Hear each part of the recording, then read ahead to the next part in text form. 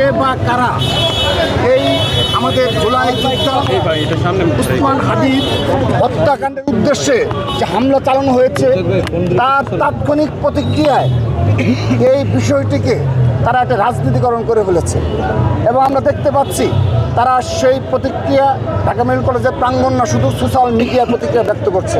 আমরা সতর্ক করছি বাংলাদেশকে কেউ যেন অস্থিতিশীল করার ষড়যন্ত্র যেন না করে, এই গণতান্ত্রিক প্রক্রিয়া এবং যে নির্বাচন তাকে খুনি হাসিনার সহচর হিসাবে এই দেশের কেউ যেন ভূমিকাতে পালন যেন না করে আমরা সতর্ক করছি। আমরা চাই না এই দেশের স্থিতিশীলতা বিনষ্ট হোক। কেউ যদি এই স্থিতিশীলতা বিনষ্ট ভূমিকা পালন করে গণতান্ত্রিক প্রক্রিয়া এবং অগ্রযাত্রাকে ব্যাহত করার ষড়যন্ত্র করে এবং এই হাদির উপর এই বর্বরচিত কাপুরুষিত হত্যাকাণ্ডের উদ্দেশ্যে হামলাকে তাদের নিজের রাজনৈতিক স্বার্থে ব্যবহার করতে চায়, আমরাও সতর্ক রয়েছি।